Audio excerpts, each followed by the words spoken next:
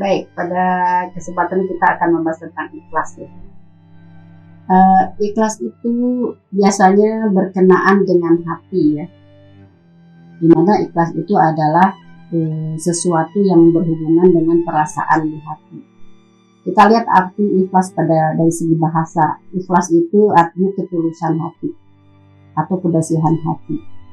Kalau secara umum, ikhlas itu bisa dikatakan perasaan yang bisa merelakan hati kita dengan sebersih-bersihnya, merelakan apa yang terjadi, merelakan apa yang kita miliki, menimpa kepada diri kita sebagai sesuatu yang harus kita lepaskan dengan kebersihan hati, ketulusan hati. Baik, sekarang ikhlas itu, kenapa kita harus membahas tentang ikhlas ini? Jadi di dalam amaliyah kita kesehari-harian, baik ubudiyah yang maksudnya ibadah, ataupun amaliyah yang kepada manusia, hablum minallah dan hablum minannas, kita harus memiliki dasar amal itu sebagai suatu keikhlasan. Ya, baik kita beribadah kepada Allah. Kenapa kita harus berlandaskan sebuah keikhlasan? Dalam Al-Quran, dalam surat Al-Ikhlas ya, a'udzubillahi minasyaitonirrajim, bismillahirrahmanirrahim, qul huwallahu ahad.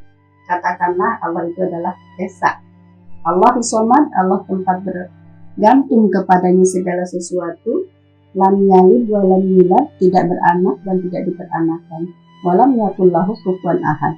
Dan Allah itu tidak ada satupun yang menyerupai menamainya.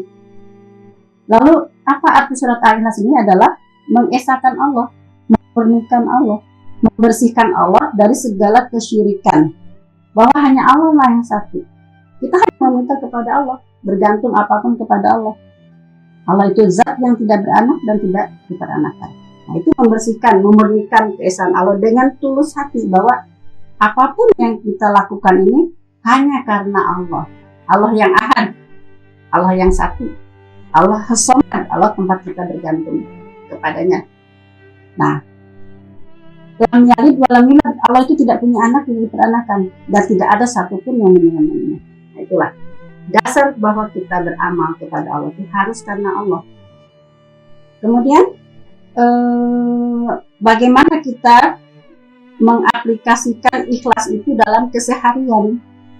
Karena kita sebagai manusia kita berhubungan tadi sama Allah, hablum minallah, berhubungan sama Allah berupa amaliyah ibadah kita harus karena Allah, lillahi ta'ala.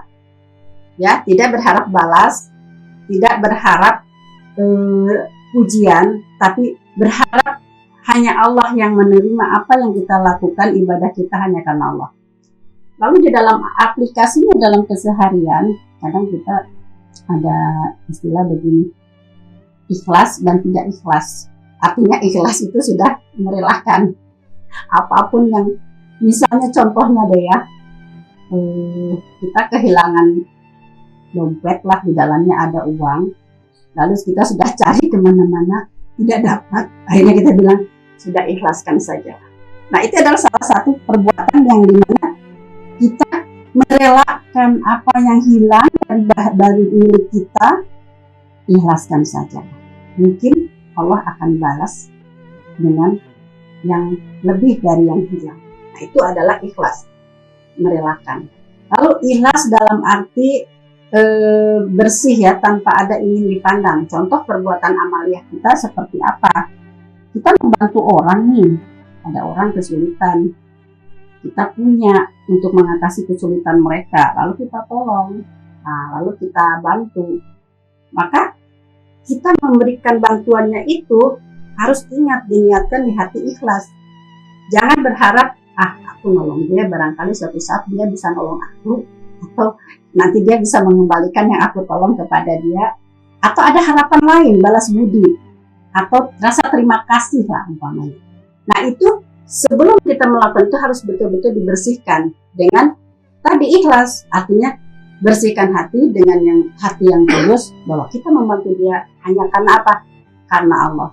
Dialah yang membalas. Apakah yang ditolong oleh kita, yang dibantu kita itu mengucapkan terima kasih atau tidak, membalas atau tidak, berbuat baik atau tidak kepada kita, serahkan semuanya kepada Allah.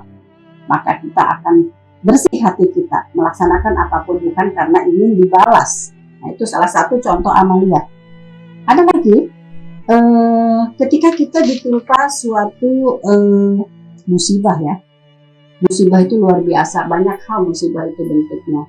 Ada kehilangan orang tercinta, contohnya orang tua kita misalnya diambil ketika kita sedang sayang-sayangnya, belum bisa membalas budi baik kepada orang tua. Nah, ketika menyikapi itu, maka kita harus ikhlas, merelakan kepergian orang tua kita dengan cara meyakini, mengimani bahwa setiap orang makhluk yang bernyawa bakal mati. Kita doakan, ikhlas kita melepas kepergiannya. Ataupun kita ditimpa musibah berupa na'udzubillah min dzalik ya, kita bermohon kepada Allah tidak tertimpa misalnya kecelakaan. Lalu di kecelakaan itu ada suatu kehilangan nyawa dan orang-orang yang terkasih.